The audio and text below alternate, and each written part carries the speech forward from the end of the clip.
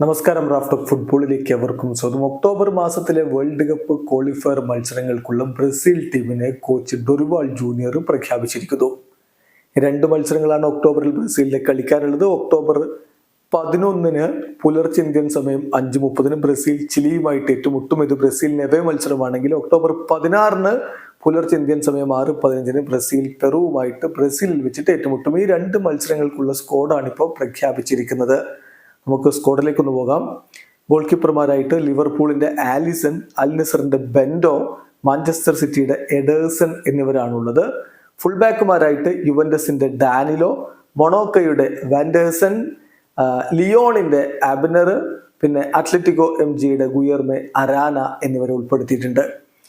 Central ബാക്കുമാരായിട്ട് യുവന്റസിന്റെ Bremer, അതുപോലെ തന്നെ എദർ മിലിറ്റാവോ, റയൽ മാഡ്രിഡിന്റെ എദർ മിലിറ്റാവോ, ആഴ്സണലിന്റെ ഗബ്രിയൽ മെഗല്ലസ്, PSG-യുടെ മാർക്കിനോസ് എന്നിവരാണുള്ളത്.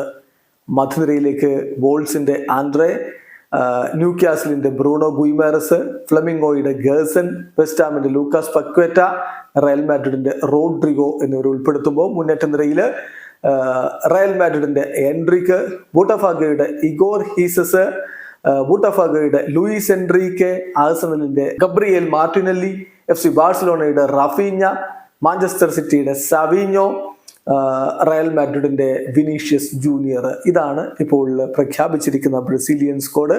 ഏതായാലും വളരെ മാറ്റങ്ങളോടുകൂടിയാണ് സ്ക്വാഡ് ഇപ്പോൾ പ്രഖ്യാപിച്ചിരിക്കുന്നത്. പരിക്കേറ്റ സൂപ്പർ താരം നെയ്മർ ജൂനിയർ ഇത്തവണയും സ്ക്വാഡിലേക്ക് മടങ്ങിയെത്തിയിട്ടില്ല. അദ്ദേഹം തന്റെ റിക്കവറി പീരീഡിന്റെ അവസാന ഘട്ടത്തിലൂടെ കടന്നു പോകുന്നു. അതേസമയം എസ്റ്റവായോ വില്ലിന് പരിക്കാണ്. അദ്ദേഹത്തിന് ബ്രസീലിയൻ ലീഗിൽ കളിച്ചുകൊണ്ടിരിക്കുമ്പോൾ പരിക്ക് പറ്റിയിരുന്നു. അതുകൊണ്ടായിരിക്കണം ഈ സ്ക്വാഡിലേക്ക് അദ്ദേഹത്തെ വിളിക്കാതിരുന്നിരിക്കുന്നത്. ഇവിടെ അവസാനിക്കുന്നു. ഫുട്ബോൾ ലോകത്തെ കൂടുതൽ വിശേഷങ്ങളുമായി റാഫ്റ്റ് ഓഫ്.